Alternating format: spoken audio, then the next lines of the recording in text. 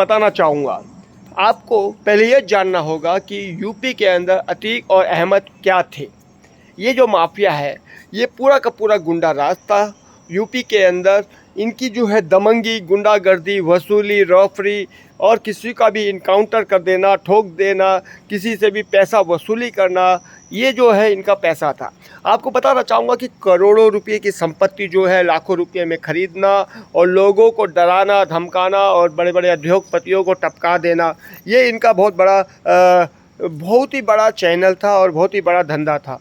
तो मैं बताना चाहूँगा कि जिस तरीके से इन लोगों के जो कनेक्शन है वो पाकिस्तान आतंकवादी और IS से भी मिले हुए हैं। ये जो बात सुनने में आई है, उठ रही है, जिस तरीके से देख रहे हैं आप सोशल मीडिया में, लोगों के ट्विटर हैंडल में, तो ये साफ साफ नज़र आ रहा है कि इनका जो टच है वो बड़े बड़े IS के साथ और पाकिस्तान के साथ जुड़े हुए हैं। हथियारों का आदान प्रदान भी है। इनके पूरा ख़ानदान जो है, पूरा परिवार, पूरा ख़ानदान, उनके बेटा, बहू, बेटियां और इनकी पत्नी भी जो है गुंडा राज में शामिल है। तो जब योगी सरकार जब आया और इसे अरेस्ट किया गया तो ये बताया गया था कि इससे शायद इनकाउंटर कर दिया जाएगा, गाड़ियाँ उल्टा दी जाएगी, इनको मार दिया जाएगा, पर ऐसा कुछ नहीं हुआ। सरकार ने जो है कानून का सहारा लिया और कानून ने उसको उम्र कैद की सज़ा दी। उसके बाद उसके दोनों बेटे जो है, उनके जितना ख़ानदान है सब फरार हो गए। मतलब जो अपराध करते हैं, जो अपराधी होते हैं, जो अपराध करने के बाद अगर फरार हो जाते हैं तो ये सबूत ही नहीं, ये साक्षात्कार हो जाता है कि वो अपराधी है, इसीलिए वो फरार है। तो ये जो फरार हुआ पूरा ख़ानदान, ये सिद्ध हो गया कि ये लोग जो है कहीं ना कहीं गड़बड़ है और कहीं ना कहीं ये लोग गुंडा राज और माफिया गिरी में टॉप में है।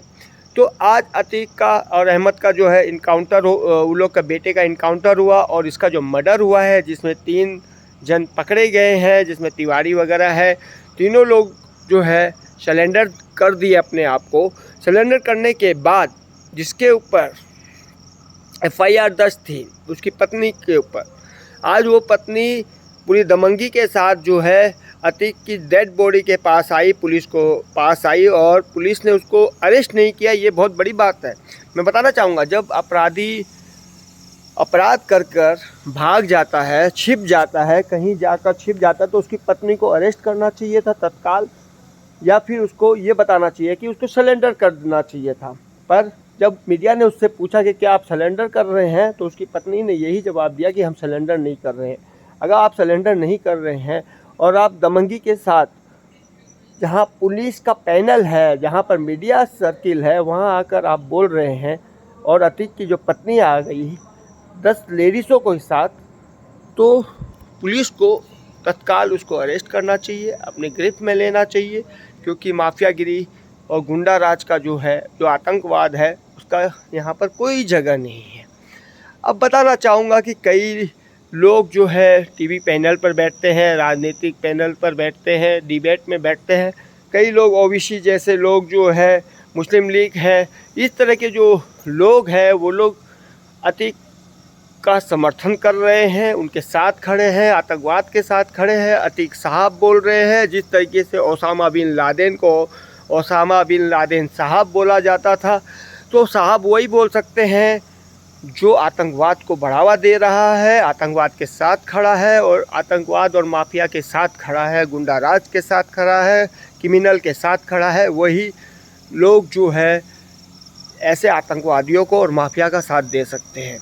तो मैं बताना चाहूँगा कि जो साहब बोल रहे हैं टीवी पैनल पर बैठकर उसका गुणगान और उनका ढोल पीट रहे हैं, तो सरकार से मैं ये बताना चाहूँगा कि माफिया और गुंडा राज और आतंकवाद वही नहीं है जो आतंक फैला रहा है। आतंकवादी वो भी है जो आतंकवाद का साथ दे रहा है, जो आतंकवाद के साथ खड़ा है, जो माफिया के साथ खड़ा है।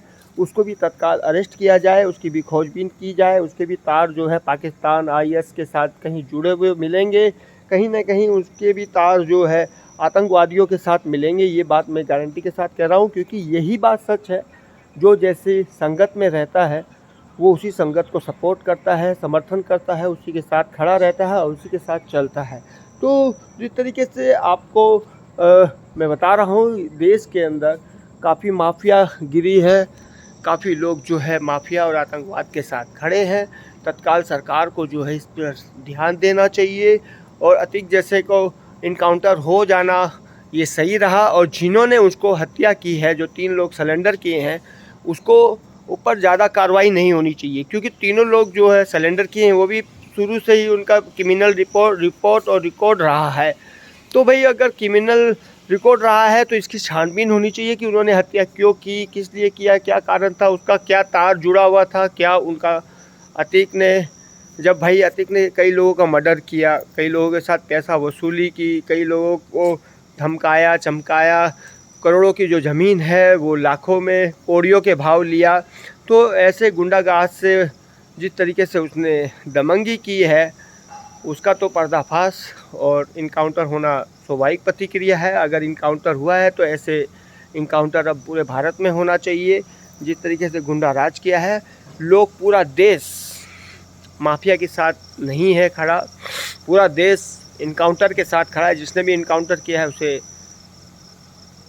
शाबाशी देनी चाहिए पूरे देशवासियों को, पुलिस कर्मचारियों को, जिसने इनकाउंटर किया, अपनी जान पर खेलकर ऐसे आतंकवाद को ख़त्म किया, ऐसे माफिया को ख़त्म किया।